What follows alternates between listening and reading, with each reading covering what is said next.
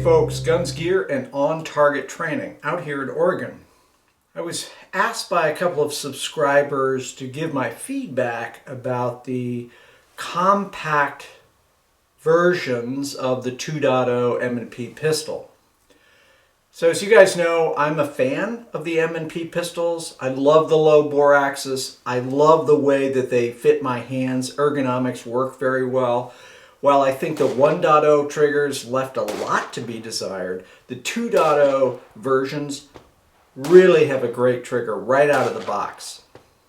Went to the range last weekend and shot several hundred rounds with the 3 different compact versions. So, as most of you know, the M&P Compact 2.0 is a 4-inch gun, and it has stippling all the way around the frame, and in my mind, a much better trigger than the 2.0 version. This gun was introduced specifically to compete with the Glock 19, a great gun and one that I carried for years.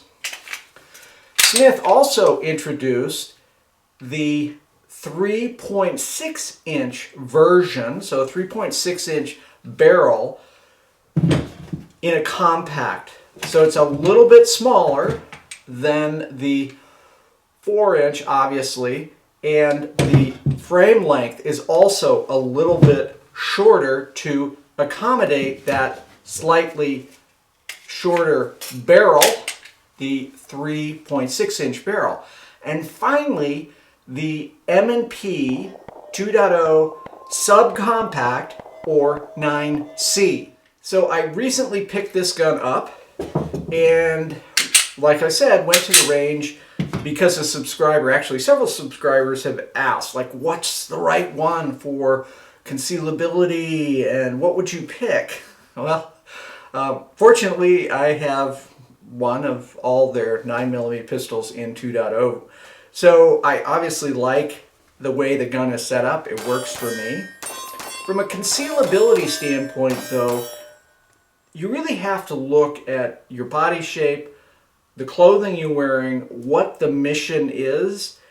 So for example, if you were in some hot area or in the summer, you were wearing a light t-shirt, you weren't wearing long pants, or a way that you could conceal it, well, a smaller gun might be a better option than a compact version, than something like the 4-inch. During our session on the range, we tried a lot of different things.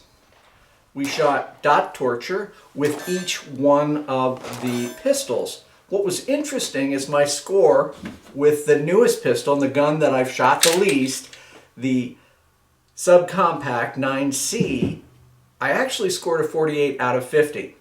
The other ones were 47 out of 50. Interesting.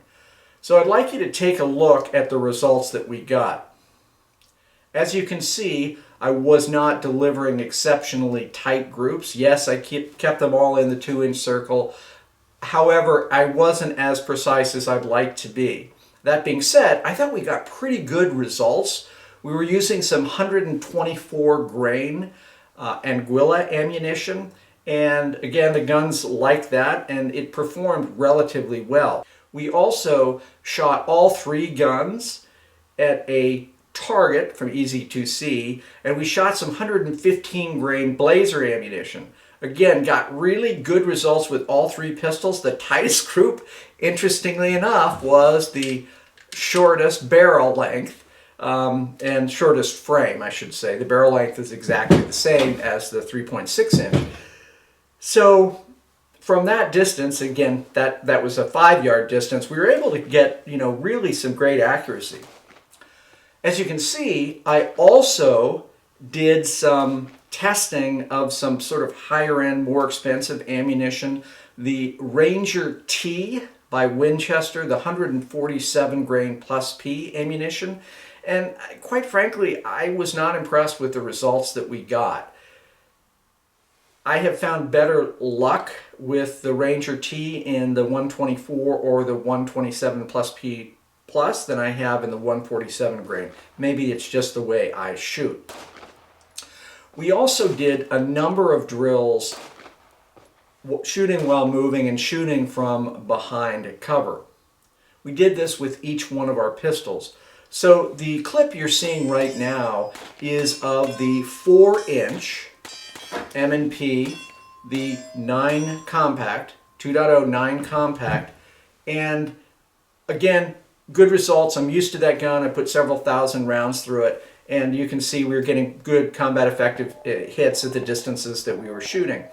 Also got good results with the 3.6-inch compact, and also got very good results with our M&P 9C. I did shoot all of these guns with both the standard magazine, so flush-fitting magazines. Again, this is the 3.6-inch version. And I shot with both the flat version, which is the magazine. It's a 12-round magazine, assuming you're not in a restricted state.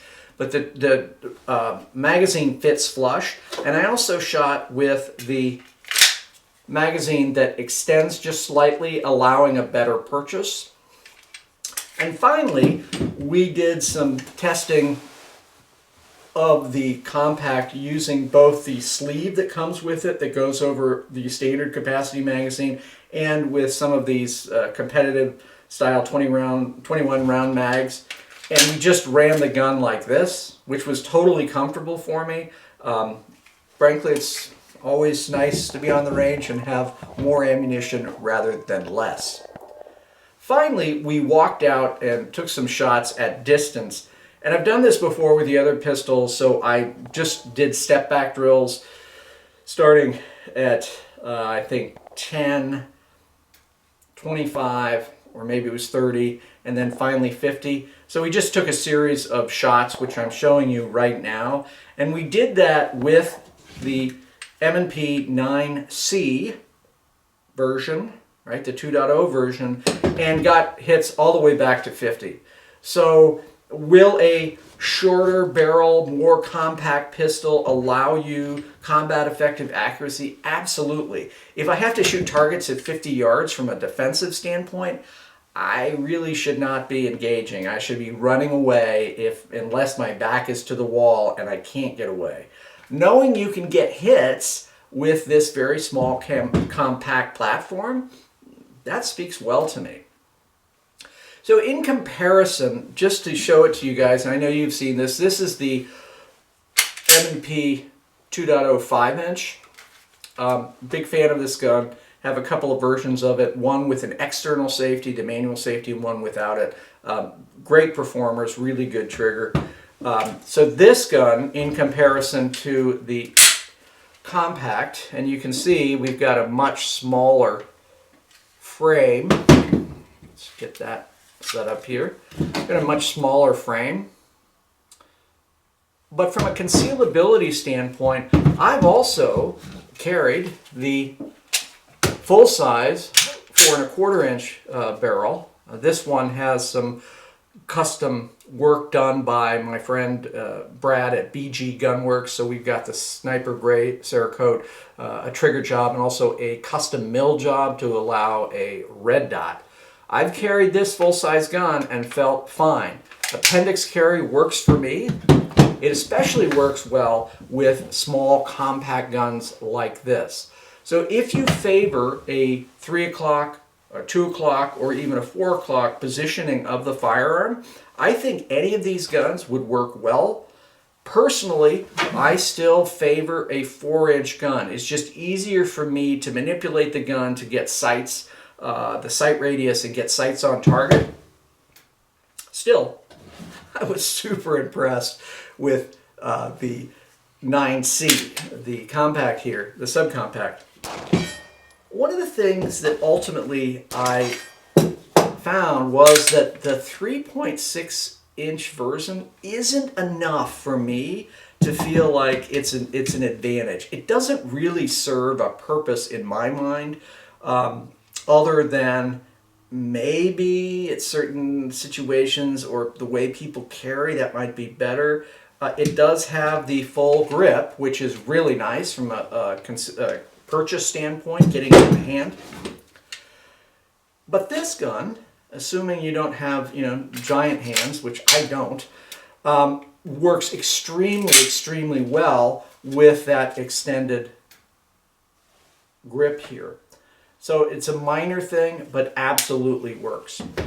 So someone's going to say, well, which one is best? Which one would you pick? Well, the one you have with you is usually the best. For me, I think the 4-inch is the way I'd go. If for some reason I wanted to go a little bit smaller, maybe had less protruding, although from a 2 o'clock carry position, that appendix carry, depending on the garment you wear, I find that far more effective than the 4 o'clock carry in terms of printing. So my choice of the 3 is the 4-inch. But wow, this 3.6-inch subcompact is incredible. The trigger on this gun is exceptional. When you're looking at the M&P series, you have a lot of options to choose from. Guys, I appreciate all of you watching. If you like the content that we provide, I'd ask that you subscribe and share it with friends and family. I get questioned all the time, why don't we have more subscribers? Well, we have approximately 80 some odd thousand that are subscribers now, and that's because of all of you, and I really appreciate your level of interest and your supporting the channel. And we try to respond to every comment that is sent to us, except for the ones that are rude or obnoxious or just inappropriate. I just delete those. Thank you so much for watching. Finally, and as always, stay safe.